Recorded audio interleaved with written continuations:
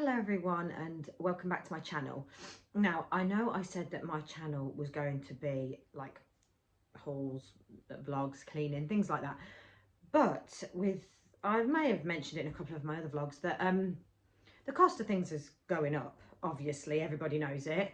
Every time I go into a supermarket now I notice that everything's at least 10p more every single week. But it's not just food that's the problem, it's electric, gas.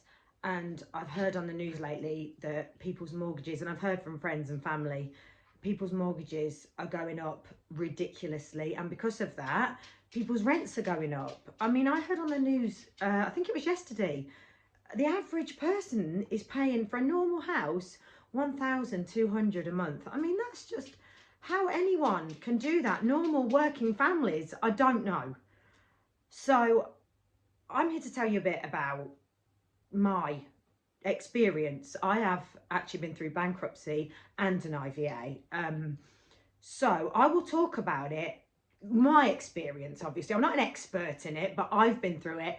And I'd like to sort of share a little bit of ins and outs with you in case any of you are like considering it or really stuck and don't really know the answers to anything. So if you don't understand what I'm talking about throughout the video, or you do have more questions that you want an in-depth answer to, please don't worry, just drop me a comment and I will try and answer them the best I can for you. But like I say, I'm not an expert, and it was a few years ago, so certain things may have changed a little bit.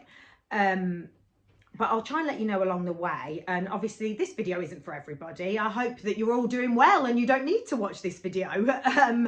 But just in case, even if I just help one person, then it's worth it. But my next videos will be a bit more lively. I think I'm going to do a Poundland haul next time. But so I'll take you back to the beginning. When I was 18 and I first could get credit, I did.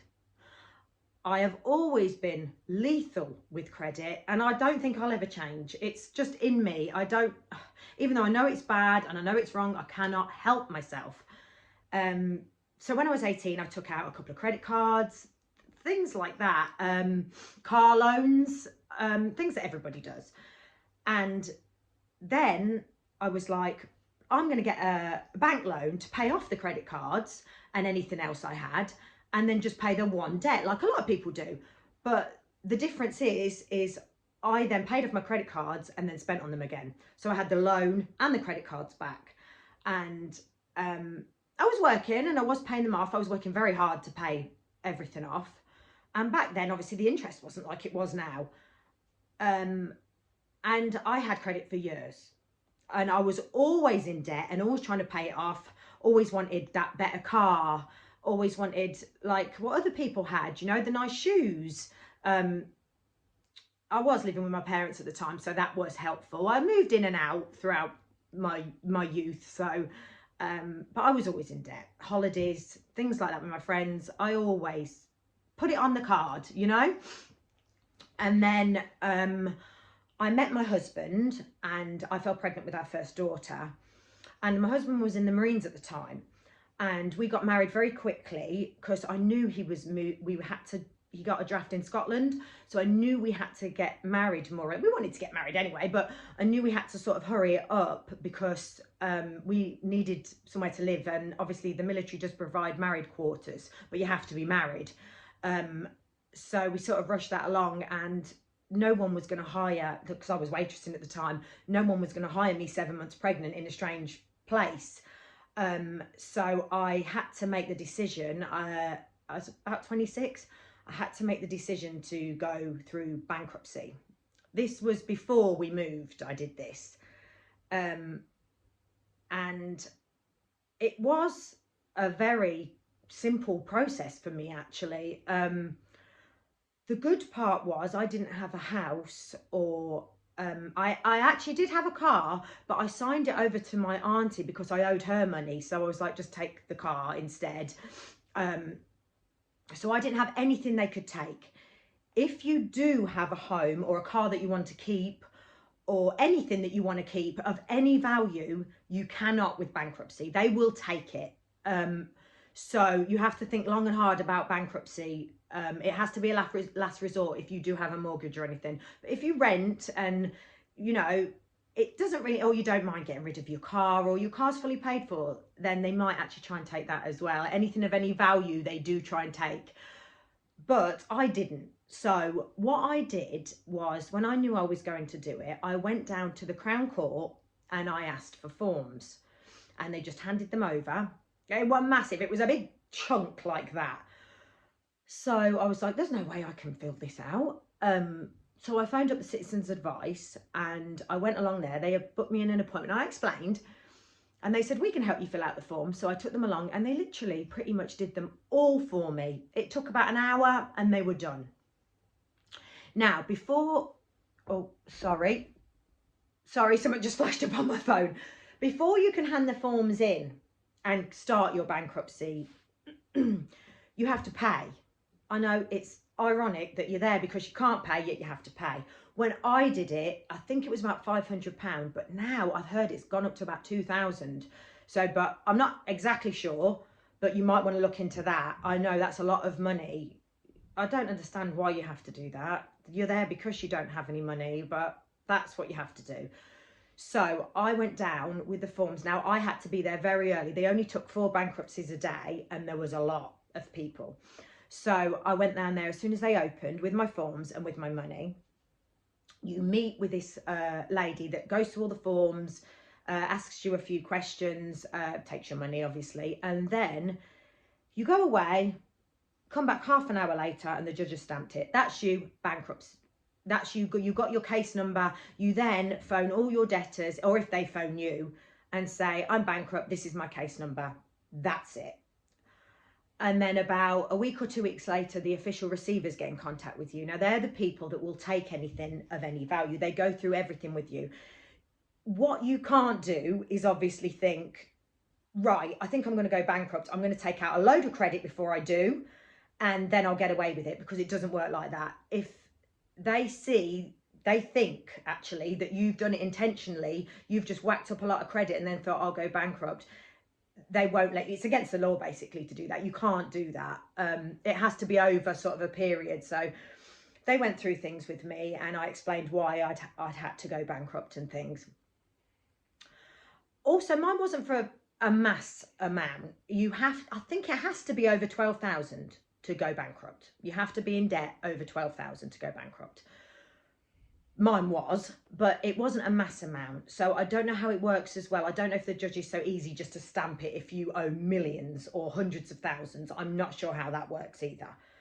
But the official receivers could see I was very genuine, and that was it basically. So they said, you will be in bankruptcy for a year, and then it's on your credit for 5 years. But after a year, you are clear of it.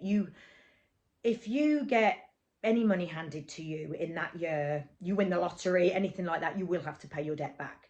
If you don't, after that year, the money's yours basically. You can then start earning, get more money from your job, whatever, but don't do it in that first year because they will take it.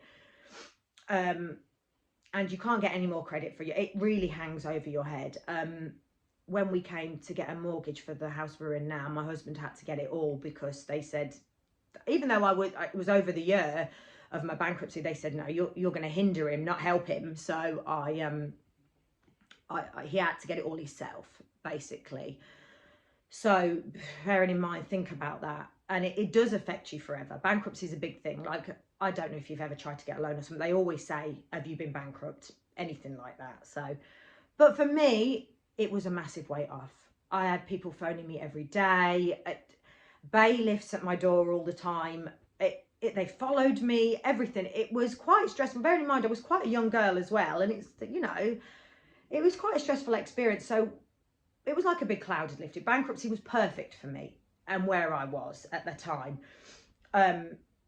So it was all quite a simple process for me. But like I say, I didn't have a house or anything. So please look into it more if you do. Now, after I was totally clear of bankruptcy, I got a catalogue, and that whacked my credit up a bit. So I was like, oh, I might go and get a new car. I'll be able to pay it. Of course I will, you know, because your situation can change so quickly. 1 minute you can pay it, the next you lose your job and you can't. So I was once again in the credit cards, in the loans, in my, I think at the time our car had broke, I had to get a loan. It was just, oh, it was all over the place, like I say. So I was once again found myself in the same position. Now I couldn't go bankrupt again. You can only go personal bankrupt once. And I didn't know where it stood because obviously I was married and he had a house and things. I didn't know where it stood, if they could take that potentially, you know, I didn't know. So I was like, right, might inquire about an IVA. Now, once again, this was the perfect thing for me at the time. With an IVA, it's very different to a bankruptcy. I basically phoned up a company, an insolvency company. They talked me through it. You have to, again, be in a certain amount of debt. And I think, once again, it's about 12,000. You don't pay an upfront fee or anything like that. You basically tell them about all your creditors, how much you owe, and they are there to help you. They're not there to question you or anything like that. They're there to help you. So I told them, and because once again, I didn't have a house or anything. Now I did have a car and it was on finance. I was quite happy to get rid of it. So I had to hand it back to the company and they then billed me my final bill on the car, and that got added to the IVA.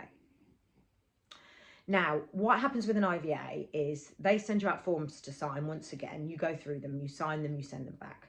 They will then take it to your creditors and try and work out a deal, whether your creditors say yes to the IVA or no. 9 times out of 10, they're going to say yes. So that happened. And then with an IVA, you are in that for 5 years and you have to pay.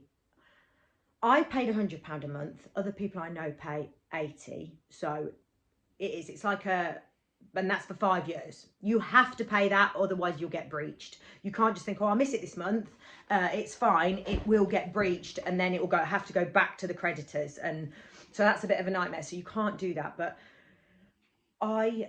every year you have a review of your IVA, so that's different to bankruptcy in that way. You have to send in your income and expenditure, your bank statements for 3 months, and your pay slips, anything you might have like that. So they have to see that you're not earning anymore, because they will take it. They have to see that you haven't been dumped any money in your account, because they will take it. And also that you haven't taken out any more credit. You can't, when no one will give it to you, but just in case, they have to see that too, because it's basically that will get breached again if you take out more credit while you're in an IVA. So every year you have to do that. So you have to watch that you get a pay rise at work, they'll take it every time. You know, you have to be in the same position as you was when you went in the IVA all the way through. So I've been quite lucky that I have been, more or less. So mine has stayed the same. Now my last payment for my IVA is the 5th of February. Then I am finished with it. So I've not been able to get any credit either. So I've really got to watch that I can't get in any more debt. Now mine's finished. But with IVAs, if you have a mortgage or you have a car that you'd like to keep, or you have both, you can actually keep them with an IVA. All you have to do is prove that you can afford the payments. If you can, then they will let you keep it. The IVA is not there to take your house. So that's where it's different with bankruptcy. So IVAs are more fitting for a lot more people, because you don't lose your home or your car, as long as you can prove that you can afford it. So where it's different though, when you've finished your 5 years in an IVA, if you have a home and you have a mortgage, then you have to provide a mortgage statement to show that everything's still the same. If it is, you're then in an IVA for another year if you have a mortgage. I'm not sure too much about how it works, because like I say, I don't. So that's something you'd need to ask a company about. So it is 6 years if you have a mortgage or anything. But if you have, say, a car loan and you owe another 2 years on it, and you're paying £200 a month, for example, and you prove that you can afford your car, that's fine, you can keep it. But after that 2 years, when you're finished paying for your car, you then have an extra £200 spare that you was paying for the car. So they will take that. They will then up your payments by £200 every month. So you really have to watch when they do explain this to you, but they sort of make it a bit, you know, when it's like someone's talking Chinese to you, if you don't really understand what they're on about, and you're like, oh yeah. So really watch with that. And obviously if you get pay rise at work, say you get an extra £50 a month at work, they will take that. So you really have to watch. That's the only bad thing with an IVA. But like I say, it's been perfect for me. I've not had a problem with it. And it's honestly, bankruptcy and IVA have saved me so much hassle, so much. And to be honest, I don't want credit. So it helps me massively. So anyone that's thinking of doing it, please weigh up your options first. But how my journey goes, it's a big weight off. I know everyone's struggling at the moment, and you might be looking into different ways of getting out of it. It has to be more or less a last resort, obviously, but if you really have no way forward, it is worth a thought. If you do have any questions of anything that I haven't covered or that you want more information about, please do give me a comment, because I'll be quite happy to help anybody. If this video just helps one person, I'll be so pleased. So thank you so much for listening, and like I say, my next video will be a bit more like happy.